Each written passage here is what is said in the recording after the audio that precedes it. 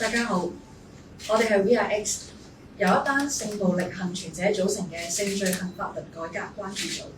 我哋亦希望咧，每一個因為性暴力而受過傷嘅人知道咧，無論你係乜嘢性別、性取向，你經歷過或者經歷緊啲乜嘢形式嘅性暴力，你所受嘅傷唔應該要你獨自承擔，亦唔需要收收埋埋。每一個性暴力幸存者都係一個真實嘅人，係一份真實嘅傷痛同埋力量。我哋每個人行到今日咧，都帶住自己嘅傷。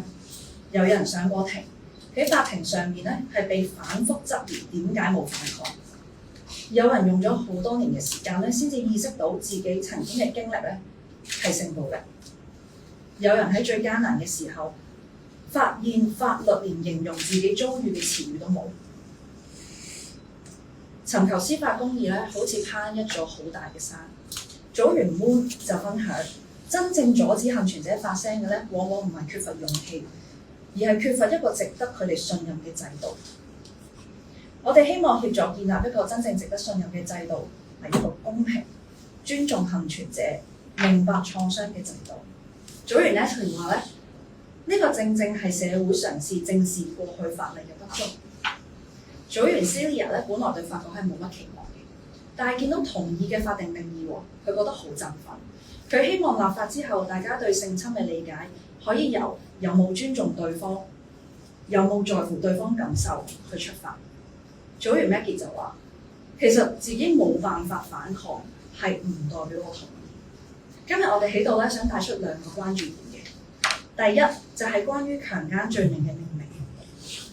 政府決定保留強姦呢個詞，理由咧係社會廣泛認知，改名咧可能會令公眾以為個罪行係冇咁嚴重。但係對幸存者嚟講，其實強姦呢個詞本身咧就係一道障礙。好多人一諗起咧，陌生人啦、明顯暴力啦，以我自己同埋組員 Maggie 為例，其實我哋都花咗好多年咧，先至意識到咧，我哋嘅經歷都係強姦。因為我哋腦海入邊嘅畫面同我哋嘅經歷其實係完全唔一樣。究竟呢一個詞啊，講緊嘅係咪我哋咧？法律保障嘅係咪我哋咧？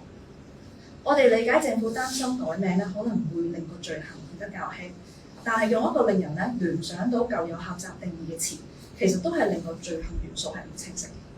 所以我哋建議，會唔會可以用一個新嘅詞？我哋將個焦點擺翻喺同意同埋性自主，而唔係放喺暴力咧。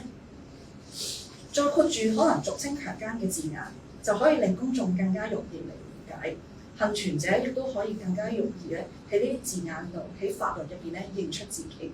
我哋第二點關注嘅係真誠但錯誤相信對方同意呢個辯解。就算法律清楚列明晒11種沒有同意嘅情況，被告仍然可以話自己真誠相信對方同意。我哋同組員傾過之後，發現其實喐唔到啦，或者出唔到聲，呢啲都係好多幸存者共同嘅經歷。你點解唔反抗？呢一啲嘅問題本身對幸存者嚟講，亦都係一種傷害。真正應該要問嘅，應該係問施暴者：你究竟做咗啲乜嘢去確保對方係同意嘅？提出性行為嘅嗰一方需要主動確認對方同意。我哋相信法律唔單止係條文咁簡單，佢仲影響緊成個社會嘅價值觀。我哋希望今次嘅改革可以係一個轉捩點，俾每個人都可以更加準確咁樣理解性暴力同埋創傷。但係要令到呢啲改變真正咁落實咧，係需要大家嘅支持嘅。所以我哋希望廣大嘅市民可以喺8月5號諮詢截止之前，向政府提交意見書，令到今次嘅改革唔單止係我哋嘅聲音，而係社會共同嘅選擇。